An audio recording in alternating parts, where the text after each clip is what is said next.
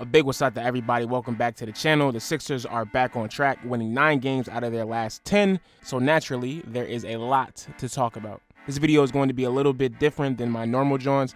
There's not going to be as much editing as I'm basically putting this all together in one day. But let me know what you think of the style in the comment section, because I will be experimenting with this channel moving forward. Real quick, I want to say Happy New Year's to everybody within the sound of my voice.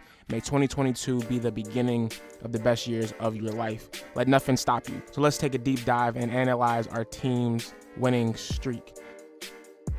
After 42 games in the 2021-22 regular season, the Philadelphia 76ers have a record of 25-17 and sit 5th in the Eastern Conference. Remarkably, only 2.5 games back out of first place. Halfway through the season, the team is looking more cohesive and determined with each passing game. You can see the purpose that they play with as a team to get the job done together. They have the second highest winning percentage in the league since Christmas, 5th best road record, which is amazing since we all know that historically the Sixers do not play well on the road, and are 9-1 during the last 10 games, 10-12 or 10-2 during their last 12 matchups.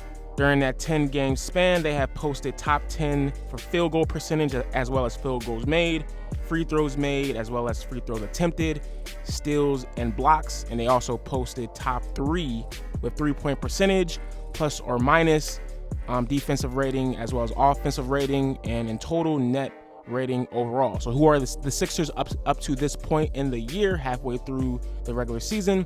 They are a legit modern NBA team who bread and butter is through the old NBA blueprint, a slow grit and grind style of play that wears down their opponents through paint play, mid-range play, and stifling defense. Add a splash of three-point makes, and you have the good guys, our guys, the Sixers. Now, I'm not sure if this recipe will actually work long-term, especially if our threes aren't being knocked down on a consistent basis, but that's a problem for another day. This video is going to be very positive, which is very much needed after I have dropped a few of my recent videos. Yes, I may have turned into a Negadelphian, but I'm not going to be miserable when my team is winning. But looking at the last 10 games, the Sixers won by an average of 12.9 points, almost 13 if we're going to round up. Their most notable wins coming against the Brooklyn Nets, Miami Heat, and Celtics dubs as well. Actually, I'm also going to throw in the Raptors win against the Nets. It was a formidable opponent, earned win in a playoff-like atmosphere, especially them being away. These types of games, the Sixers will lose historically, but with this grit and grind attitude, like actually being present in the moment and not giving up, has boded well for our team. Looking at the Celtics wins, the actual two Celtics wins, at this point, I honestly expect us to embarrass Boston every single time we see them. Again, I will repeat, I expect to embarrass Boston every time we see them. Period. Boston is not that good and needs to be put in their place, especially with the media still keeping them as darling team. Like I want Philly, I want Joel Embiid to be the reason why Jaylen Brown and Jason Tatum split up. With the Heat, another formidable opponent, another away game that the Sixers typically would lose. We all know that Miami seems to take our hearts out. I think this is more so just because they obtained Jimmy Butler, and we know the history that he has with the team. And the Sixers always, like, it seems like they're the little brothers to Miami. They always seem to punk us. But this win was an actual back-to-back. And once again, being down, I think we were down a couple, we were actually down double digits in the fourth quarter. It looked bleak. It looks like it was going to be another phone-in game for the Sixers, and I mean, you really couldn't even blame us if we decided to, tank that joint, just lose. But no, Bulls went to work. Shout out to the boy Niang, George's Niang gang, dog. Other than the main cast, he is the reason why we stayed in that game. We do have to look at our solo loss during this time span. It was against the Charlotte Hornets, and we lost 109-98. Long story short, I do not want to see Charlotte in the first round come playoff time as a legit RR antithesis. They just match up perfectly with us with their pace, athleticism, and guard/wing play. Everything that we need as a team. Now, I'm not saying, let me be clear, I am not saying that we would definitively lose to them in a playoff series in 7 games, but you honestly know the Sixers are always prone to be on some nuttish. And I'd rather not get embarrassed this year. This year. Not saying that, it's going to be easy this year regardless of who we play. The Sixers have lost the benefit of the doubt in that category over their last, few playoff collapses. But I do not want to see Charlotte. That is chalk, bro. That is chalk. Now, going back to the actual schedule itself, one can make the argument that this schedule was not special and included easy opponents, but the Sixers did what they had to do and took care of business. Bulls will be complaining like young bulls, like, small children, if those last games were actual losses, if we actually took L's against the Rockets, the Magic, what have you. So it is what it is. You play what is on your schedule and whatever comes your way. And Bulls did that and got those dubs. So what are my thoughts on all of this as a whole? I cannot say that I am shocked per se. This is who the squad at this point of the season is, or in general is, or what I thought we were going to somewhat be going into this tumultuous season. A mediocre ball club with a bona fide superstar that raises their ceiling significantly. I expect good winning runs out of this team. I expect some bad losses from this team as well. That's kind of like the nature of the Sixers when they are missing a piece that is legit, preventing them from being a championship contender. Add number 25 back to the squad, and I honestly think it takes us over the hump. I really think this team is that cohesive. And back to the actual mental part, I feel like we have become mentally tough, and that was the main thing that has kept us from getting over that playoff hump, other than, obvious free throw basketball makes, but that's for another video. Other than Joel Embiid, who we obviously know is carrying the squad, Steph Curry, the best Curry, the baby splash brother by namesake, has to be given a ton of credit for the role he has been playing with this team.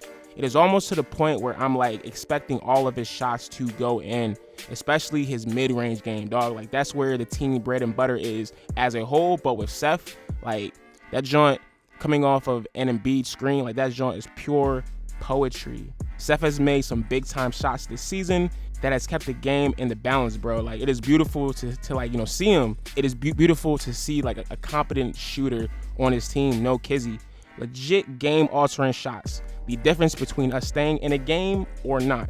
And I would just like to remind y'all, a PSA to everyone out there in the sound of my voice, that we got this bull. We got this splash brother. We got one of the best shooters of all time for Joshua Richardson in the first round pick. Fleecing, light work, bro. As I alluded to earlier, this team is playing with a lot of mental toughness and heart, something that we have been lacking for years. We all know that the Sixers crumble under pressure historically, bro. And that was one of the most annoyingest things being a fan. It all starts with the leader Embiid, who took the cerebral leap this season. He finally understands that the team's energy is dictated on how he acts during a game. And as I stated prior, this team is a group of underdog warriors playing for each other. I'm seeing wins that this organization typically does not get. It is unmistakable that they are using this Ben situation as motivation. It's honestly wild how we really needed an important piece of the puzzle of the process of the Sixers team moving forward, or proceed moving forward, to go rogue for the culture of the squad to start giving a F. But it is what it is at this point. But speaking of number 25, because we have to do so, as I've been saying and advocating for the last 6 months, Bull is not going anywhere this season. He will be a Sixer past the deadline. I just hope a lot of folks get that in their head, just so you can rest easy knowing that that's not going to change. There is no reason to trade him for low value, and Morey has made it clear time and time again that he will wait until a trade he wants becomes available. Even Joel seems to be down with the plan for the time being, saying that the team doesn't need to make a trade before the deadline. Kudos to the organization for not being punked by this nut. Obviously, the Sixers are screwed in a situation long term if nobody of value becomes available, but they were going to be screwed trading for pieces that do not have a high percentage of helping Joel get over the hump regardless. This is a betting situation that the Sixers are waging in their favor. Because what other championship option do we have? Of course, nothing is guaranteed, regardless of what happens if we wait for the best trade or not. But you keep the asset in hand, especially with all that the accolades he has accumulated over his 5-year career, especially since you own the contract for the next 4 years. We're not just giving him up. Like, no, this is a no-brainer in my opinion. Simo was looking like a kid day by day, sitting out. The Sixers said, F it, like, we all are screwed in this situation, but we finna ruin your career in the process. A reasonable response in my opinion, all things contextually considered the way we coddled Simo the last 4 seasons. Right on the bench, dummy. If anything, I know Simmons fans are sick as hell, bro. Like, all of the Ben defenders, like, I mean, the extreme Ben defenders, the Bulls who be defending him online, I have not seen them in a while. Like, hopefully they are doing well. Other thoughts before I wrap up this video. I honestly might have finally turned the corner and want Matisse to start over Danny just because of his younger self. Danny should be saved for the playoffs when he is honestly really truly needed. I just need Matisse to be more consistent. Obviously the boy just got hurt, which is bad because he was playing a lot of the best ball. He was playing the best ball of his career up to this point, but it's time. I also need to see more Isaiah Joe minutes. Let the kid grow, Glenn. Like, let him grow and shoot. It is time. At worst, you are giving him, or you are showcasing him to be traded with a package with Benny 1 point. So, like, I don't understand why Joe isn't getting minutes, but hopefully Glenn or his people will listen to this video. What else do we have to lose, dog? I mean, other than games, but like, come on. Isaiah Joe will not be the difference between us losing all these games. Give the kid some burn, bro. And finally, I'm loving Maxi's confidence with the 3-ball recently. That's it. That is the sentence. Bulls got a Kentucky product, a Kentucky guard product. Shout out to the Sixers scouting staff, drafting scouting staff. But in conclusion, all in all, I am looking forward to our next couple of games. Top 3 in the East is up for the taking. We truly control our own destiny because these are some winnable games.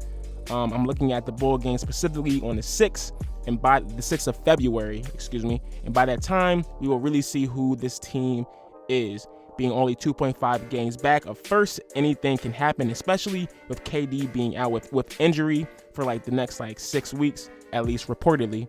And with the Bulls being frauds, there's an opportunity to move up. I want to make it clear that I do not believe that this current construction of the 76ers is championship caliber. We're obviously still missing something, but the goal for this year should be Eastern Conference semifinals at minimum. I know, the dreaded second round. Like, at this point, with a motivated Embiid who's mentally ready to take the throne, anything can happen. But I want to thank everybody for pulling up and listening to a brother think. Like, comment, share, subscribe with a Sixers fiend if you feel so inclined. What do you think about the Sixers halfway through the season up to this point? Leave your comment in the comment section below. We are almost 7 subs away from 1K. I love y'all more than you know. As always, them Bulls are mad because the process worked. I'm definitely still saying that. My name is Cain, and I will see you next time. Peace.